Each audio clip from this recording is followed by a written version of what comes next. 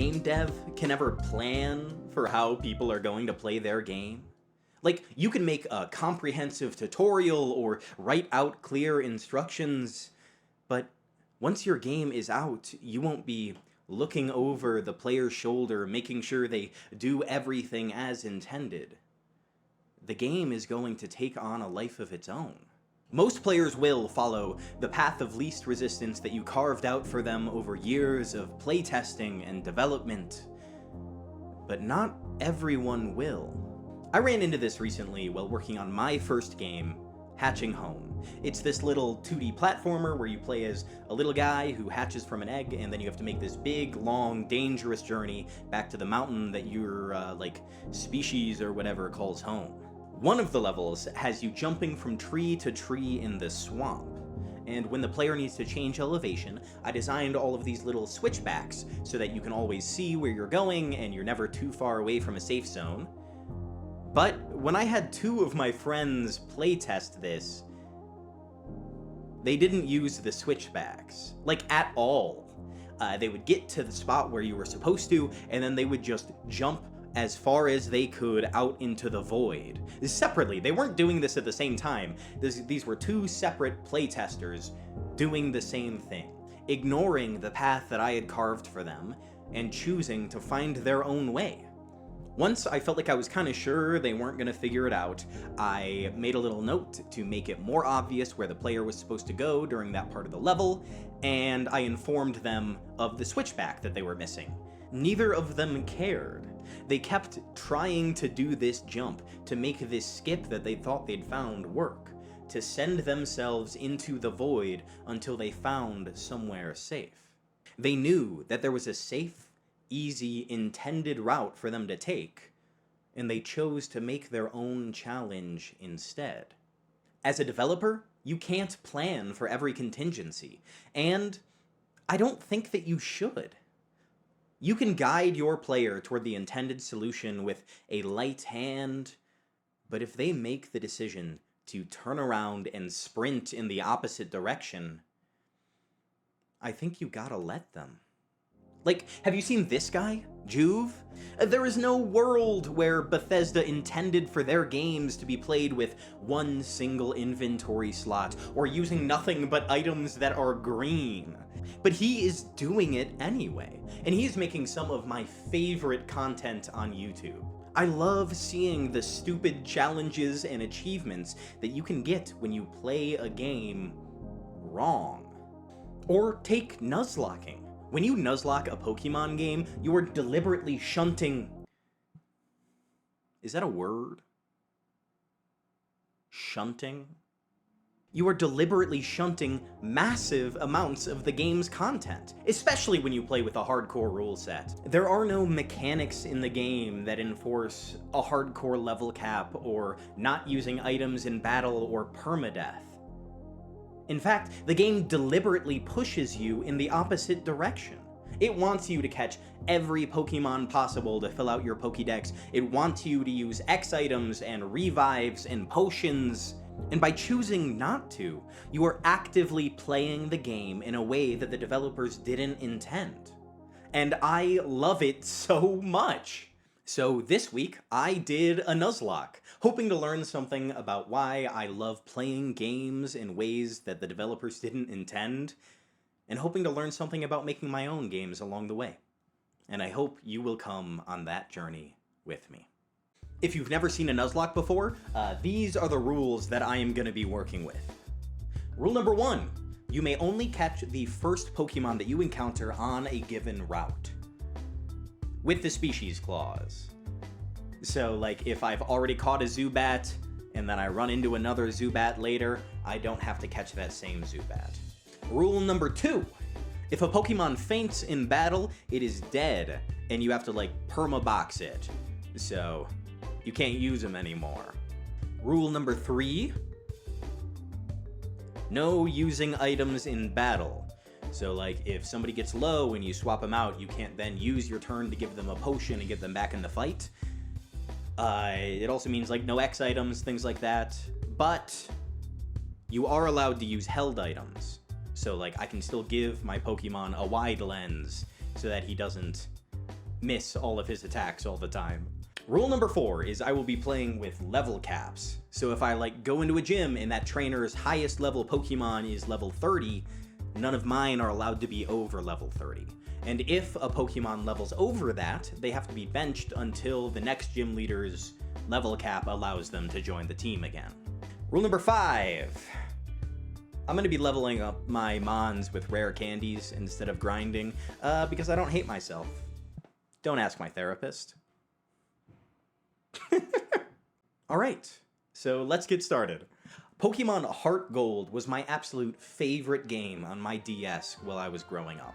I would spend countless hours huddled under the covers in the Safari Zone trying to catch a Larvitar, or in the game corner gambling away all of my money playing Voltorb Flip, or in the National Park doing bug catching contests.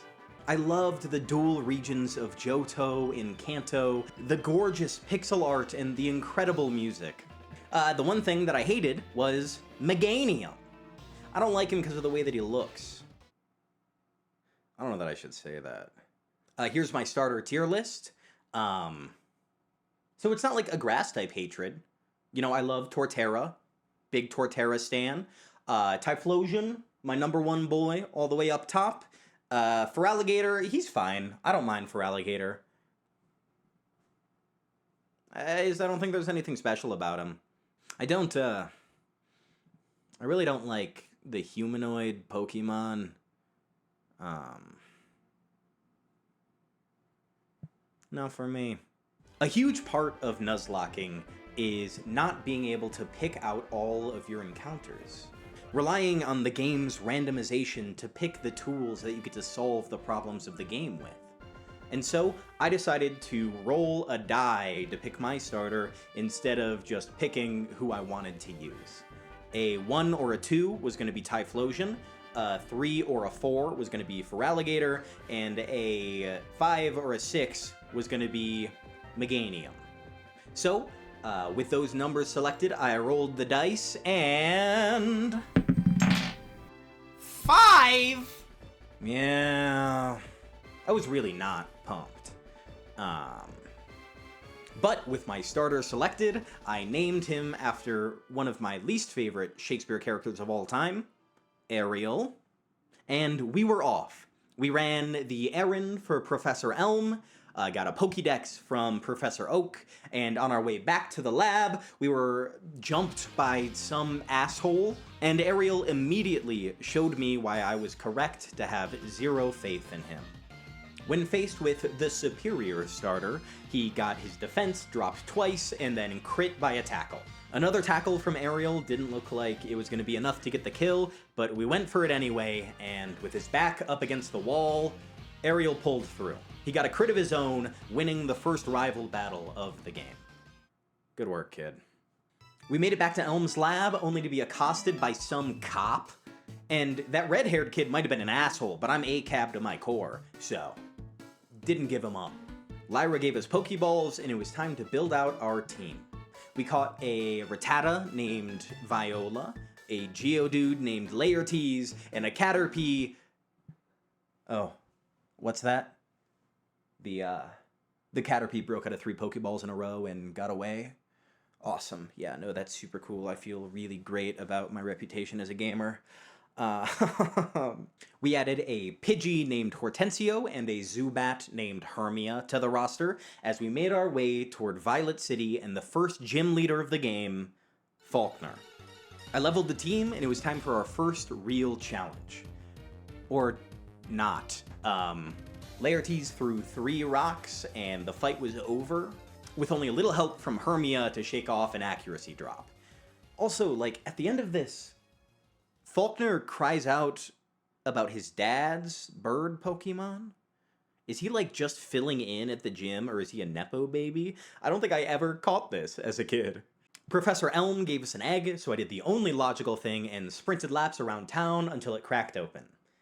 And I got to name one of my favorite Pokemon after one of my favorite characters. Please welcome Hamlet the Togepi. As long as we keep him away from sharp objects and poison, I think he's gonna be fine. Oh no! Hamlet! But it ended up fine. Hamlet did not miss his next attack, and because the battle was over, poison didn't tick, and he barely made it out alive. All is well. Hamlet will live forever. With Team Rocket cleared out of Slowpoke, well, it was time to move on to our second gym fight. Ariel evolved at the level cap, and once I had solved this puzzle designed for children, only took me 2 tries, it was time for the fight. Not much to say about this one either. Laertes, again, our king, threw a couple rocks, defeated their entire team, and the second gym badge was ours. I was feeling really good about my team, not you. Giving all of them little names helped me form little personalities for them in my head. Mostly, I think I was just associating them with the characters I had named them after, but it still went a long way. I cared about them, not you, and I was genuinely a little scared that I might lose some of them. Especially going into this next split. The third gym leader is Whitney, and she is a beast. She has a stomp-flinching Miltank with recovery and a metronome-spamming Clefairy. The one time that I had previously attempted a Nuzlocke of Heart Gold, it ended here. But we had time to waste and friends to make before we were anywhere near Goldenrod City. We finally caught a Caterpie named Bianca, and then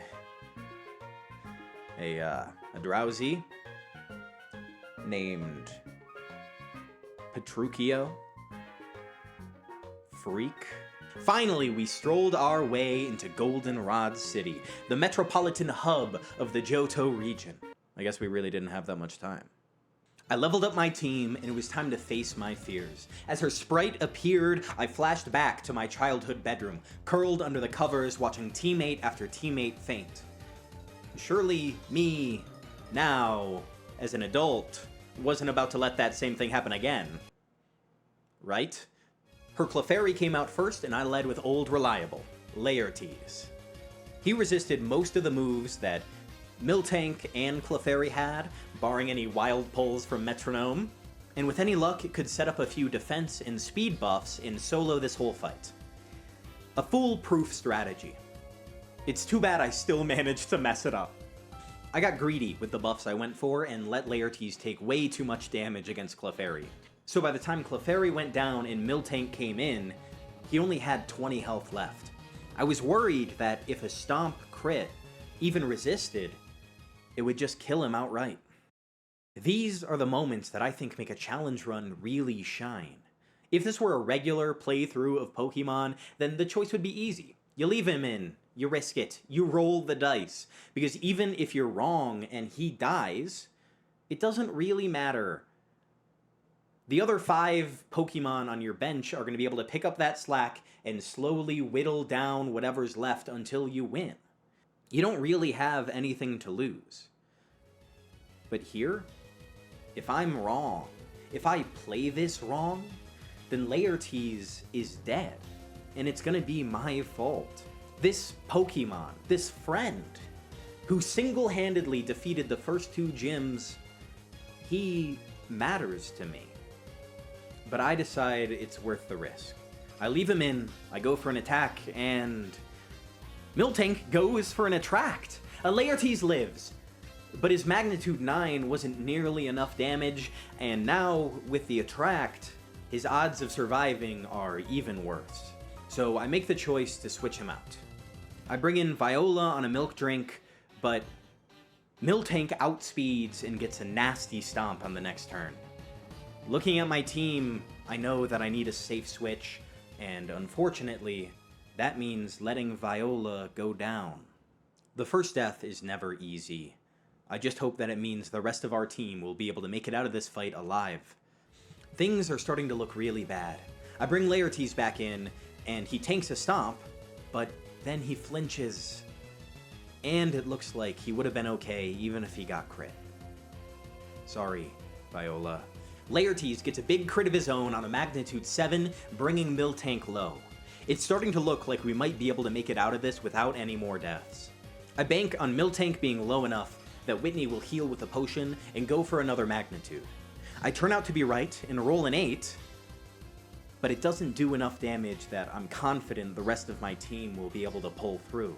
So, with 8 health remaining, I leave Laertes in. Miltank stomps, and Laertes lives! He rips another magnitude, putting Miltank down into the yellow. Looking at my team, I really only have one switch open. Ariel. I might not like him, because of the way that he looks, but he's definitely the bulkiest of my remaining teammates. If anyone is going to be able to tank a few stomps and get the kill on this cow, then it's going to be him. So I bring him in. He tanks a few stomps, gets off some recovery with Synthesis, and then is immobilized by Love for 3 turns in a row until I have to switch him out. Great showing, Ariel. I bring in Hortensio next. He tanks the first stomp, and then the second one crits, sending him to the farm upstate. If Viola was on me, then Hortensio is absolutely on Ariel. With only 2 Pokemon remaining at full health, I have to decide who to risk. Hamlet or Hermia. I go with Hermia, hoping that she'll be able to outspeed and get the kill, but Miltank moves first, and I have no idea if our little girl can survive this. I watch helplessly as the health bar slowly ticks down, and Hermia lives! She retaliates with a wing attack, getting the kill and winning us the 3rd gym badge. With a third of our team dead and buried, we needed to bring a few new soldiers off the bench. I settle on our 2 newest additions to the roster, Bianca and Petruchio. Neither of which I'm super pumped about. Petruchio, for obvious reasons, and Bianca because I'm still kind of pissed about that Caterpie earlier. Bianca evolves into her final form, Butterfree, and immediately proves her worth by helping us catch a few new members of the team. A Nidoran named Benvolio, and a Growlithe named Miranda, the latter of whom immediately replaces Petruchio on the team. Good riddance. Next, we caught a Magnemite named Puck, giving our team some much-needed bulk. Swapping Puck out for Bianca, we made our way to the gym to face off with Morty. Working our way through the gym trainers, Hermia really came into her own. As our only teammate with a Dark-type move, she was demolishing every ghost in sight. She even evolved halfway through, massively increasing her power and speed. She really didn't want to let her teammates down. Not to be outdone, Hamlet and Laertes both evolved too. Riding the high of these 3 massive power spikes, we started our battle with Morty. Hermia opened strong, outspeeding and one-shotting Morty's Ghastly and Haunter. Next came in Gengar, who opened with a mean look, locking Hermia into the fight. Hermia retaliates with a bite, dealing over 50%. One more won't get the kill because Gengar heals with a berry. Hermia goes for bite again, but Gengar hits her with a priority Sucker Punch, dealing big damage. Hermia is in danger now. If she can get off one more bite, she'll KO Gengar and win the match. But Morty heals, and with Gengar at full health, her bite isn't strong enough. And without the ability to switch her out, I have to sit and watch helplessly while Gengar rips a Shadow Ball, killing her. Next, I bring in Puck, but they take way more damage from a Shadow Ball than I was expecting, and after getting off a paralysis, I have to switch him out too. We are dangerously close to ending up in the same situation we did against Whitney. My bulkiest teammate is definitely Ariel, but after last time, I don't know that I can trust them in a pressure situation. Against my better judgment, I bring him in. And that turns out to be a horrible decision as he almost dies to a Shadow Ball on the Switch. Realizing that I've been playing like a fool, I make the only good play of the entire fight, switching to the Prince of Denmark, Hamlet, who is immune to Ghost-type moves. He then outspeeds and encores Gengar into using only Ghost-type moves before killing him with Extra Sensory. Morty's final Haunter comes out next and is easy fodder for Hamlet as well. I love finding new ways to immerse myself in games. Not saying that Nuzlocks are new, but something about doing a permadeath challenge in a game really sells the immersion for me. Challenge runs like this allow you to engage with the world on a much deeper level than you would in a normal playthrough. In Baldur's Gate, It's very easy to rationalize letting your companions go down in a fight. Something that you would never do if it was real D&D, because in Baldur's Gate, there's no time limit. It's so cheap and so easy to revive them. But if you're doing a permadeath challenge run, you can't let yourself do that. If they die, they are dead. No revives. It forces you to see them as people instead of as tools. And the same is true for a Nuzlocke. A regular run of Pokemon is not that hard. You can kinda just send your team out one by one, spamming strong moves, letting them go down until you win. But you can't do that in a Nuzlocke. Especially in a game that talks so much about how you should treat Pokemon as friends and not tools. It stops that apathy that you develop over multiple playthroughs of the same game. It places you in the world. Walking out of this gym, I didn't feel upset about a death or even really mourn the loss.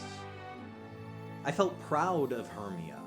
It felt like she had chosen to sacrifice herself to save her friends, to push us forward in this run. And we were not going to let her down. We made our way south from Ecruteak City all the way to the beautiful beachfronts of Olivine. The level caps in this part of the game get really tight. Chuck in Cyanwood is level 31, Price all the way over in Mahogany Town is level 34, and then Jasmin here in Olivine is level 35. If any of our teammates go over the level cap, then I'm gonna have to bench them until we get to a split where they qualify. So without leveling my team, we took to the ocean, Bianca in the lead to help us make some new friends. With her help, we added a Tentacool named Juliet and a Magikarp named Romeo to the roster. With our new friends added, we continued our journey to Cyanwood, Bianca deftly dodging every encounter along the way. But then, we ran into a Tentacruel. Bianca tried to run as usual, but this time couldn't escape. The Tentacruel used Wrap, locking her into the fight. On the next turn, it hit her with a nasty critical hit acid while she put it to sleep. Things weren't looking really good for Bianca here. If the Tentacruel stays asleep, then she's got a chance of making it out. If it wakes up, then she's almost dead for sure. I was debating what I should do next when... Man, this bums me out so much. The power went out in my apartment building, and it reverted my save back to before this happened. It's never fun to retread parts of a game that you just played, but here I also had to make a choice. I don't know if Bianca would have survived that encounter, so do I take her with, or do I leave her behind? I decided that I would leave it up to Bianca. So we went out and found another Tentacruel for her to face. She tried to run, and she did. She made it. Bianca lived. And it was time for us to prepare for Chuck. Petruchio and Romeo both evolved, and we brought them onto the team for the gym battle. And Chuck was a joke. Petruchio crushed him. He broke through 3 stacks of double team on Chuck's Primeape and melted his brain with a Confusion. Or a Psybeam. I think it was actually Psybeam. He got some big damage on Poliwrath before switching out to Ariel, who finished out the fight with a few magical leaves. I guess he's growing on me. Ariel, that is, not Petruchio. That guy's a freak. Before leaving Cyanwood, we ended up in one more fight against this guy, Mystery Man Eusine. I have no idea how you're supposed to say that. And in this fight, I did something really stupid. I risked Bianca to a critical hit. And, of course, it crit Bianca, who had been essential to adding so many members to our team, who summoned a power outage to save herself from a Tentacruel, who escaped that same Tentacruel just to prove she could, was gone. And it was just my fault. Juliet evolved, and the combination of her and Romeo tore through the next split. Hamlet became our new sleep spammer and helped us catch a Machop named Lady Macbeth and a Hoot Hoot named Lysander. Over the course of the next split, Hamlet quickly became my favorite member of the team. With a moveset of Encore, Wish, Fly, and Extrasensory, he was incredible both in battle and out. We quickly stormed our way through the Team Rocket hideout with Hamlet at the helm. Puck evolved, and I spent way too long trying to solve this gym puzzle designed for literal, actual children. Then it was time for Price. Price was very easy. A few sparks from Puck, a surf from Juliet, and a revenge from Macbeth were all that it took to win us the gym badge. Next on the list was Jasmin. While leveling for the gym, Ariel evolved into his final stage, Meganium. And I was a lot happier than I expected to be.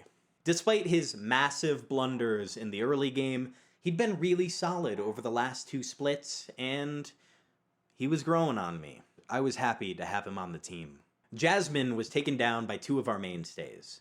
Earthquakes from Laertes and a few pedal dances from Ariel made short work of her team. Before we were able to challenge Claire for the final gym badge, we had a few loose ends to tie up with the Team Rocket storyline. So Hamlet flew us back to Goldenrod City to defeat them at the radio tower. It was going really well. Most of the grunts there used poison types, so Puck's immunity to them made it very easy. When he got paralyzed, we switched out to Laertes. Things only got a little scary when I accidentally walked into a boss fight with Executive Petrol. He was rocking a full team of 6 this time, and Laertes wasn't going to be able to take them all out on his own. He took down the first Coughing with a Rock Blast and did some solid damage to the Wheezing that came out second. But with the accuracy drop from Smokescreen, I was worried that a miss might put him in danger. So I switched out to Hamlet, and Hamlet fell to poison after all. Laertes and Puck cleaned out the rest of his team, and we laid the Prince of Denmark to rest. Lysander evolved, and we brought him onto the team as a replacement flyer. Stoic from the loss of their leader, my team cleared the rest of the way to Claire. We caught a Swinub named Ferdinand and a Seal named Nurse, and brought them both onto the team to face Claire. We led Puck, who immediately one-shot Claire's lead Gyarados with a strong discharge. Nurse was in next, and took out Claire's 2 Dragonairs with a couple Aurora Beams apiece. And there's no excuse for what happened next. I switched to Ferdinand on a Hydro Pump. Kingdra had been using Dragon Pulse before, but because of how low the Nurse was, it was a random move, and losing that coin flip lost Ferdinand his life. Romeo, Juliet, and Ariel swapped in and out, whittling down Kingdra until we had won the battle. Watching that one back was hard. Like, sure, it was unlucky, but it was a risk that I never should have taken. With that death, I felt like I was starting to let some of that apathy I wanted to avoid back in. This death happened at the end of a long play session, and more than anything, I was just happy to be beyond Claire and almost done with the run. During this playthrough, I was really trying to analyze what made me care about my Pokémon.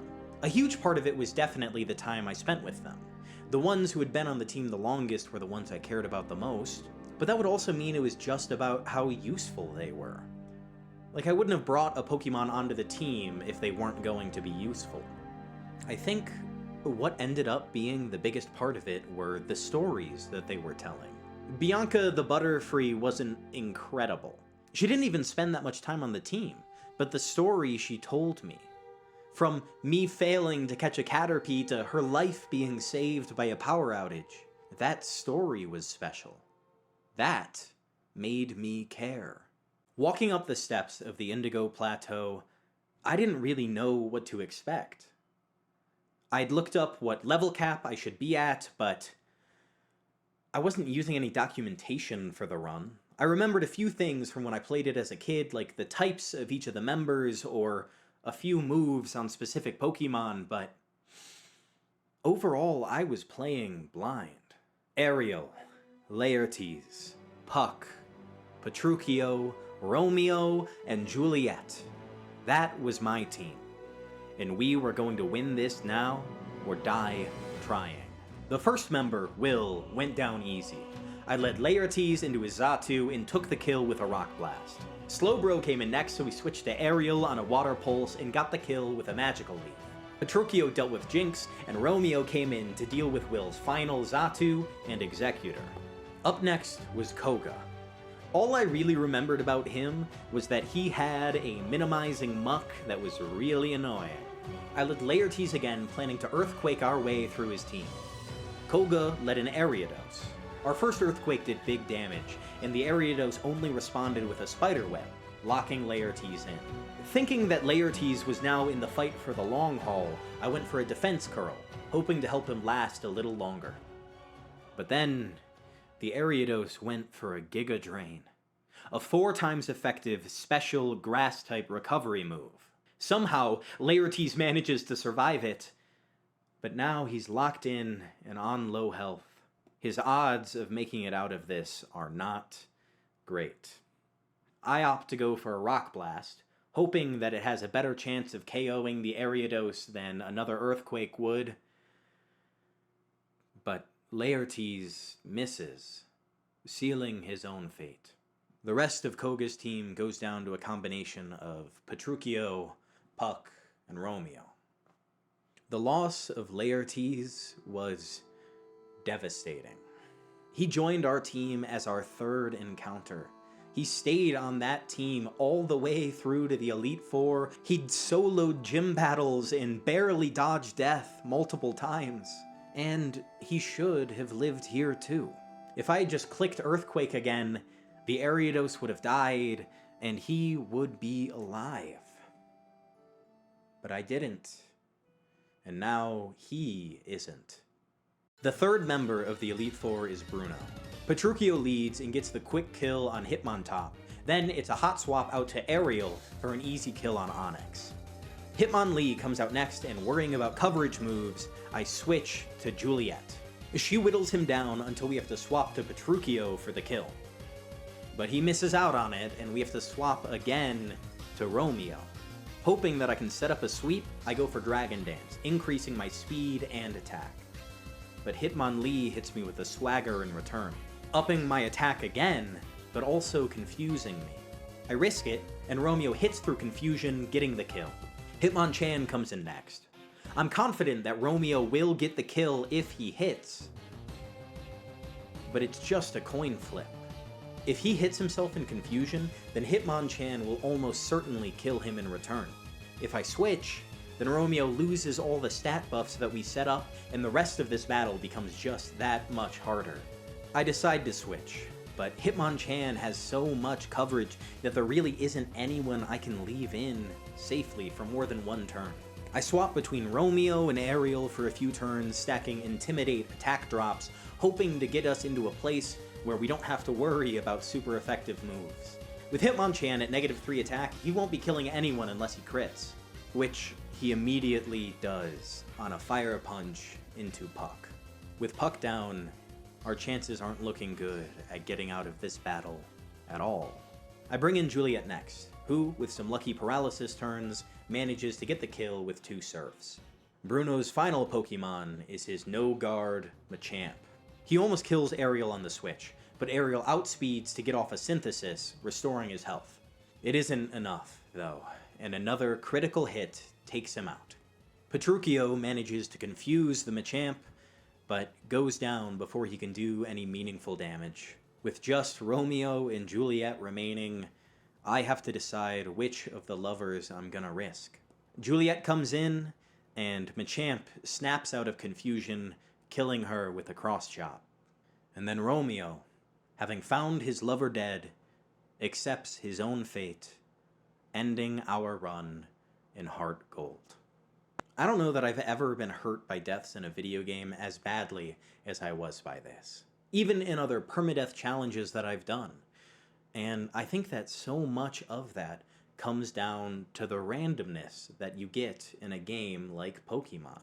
If this had been a Baldur's Gate 3 challenge, I would have been really bummed when Shadowheart died, but it's not the end of the world. Shadowheart wouldn't be gone. She would still be there if I started again. You don't get that in Pokemon.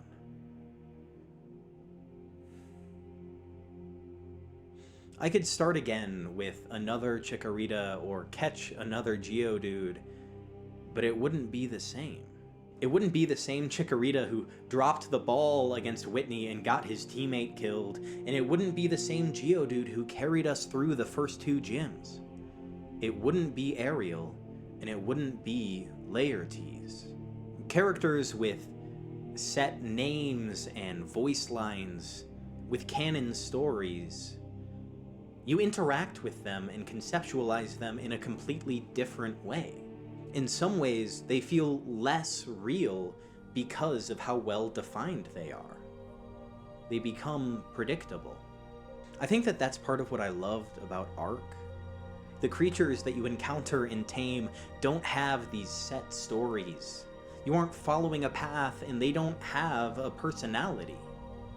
The only story that exists is the emergent one that you are telling together. You don't get to redo moments until you get the ending that you want. Every death along the way, every near miss, every boss you beat, and every friend you make, these moments matter more because they aren't repeatable. Hamlet is never coming back. I miss the first Thyla I tamed more than anyone that I bred with perfect stats, and seeing a sunset in person will always be better than the photo. And I think that's it. Non-repeatable moments. That is what I'm always looking for when I start a challenge or when I start a game. And those are the kinds of moments that I want to create while I'm designing my next one. Thanks. Bye.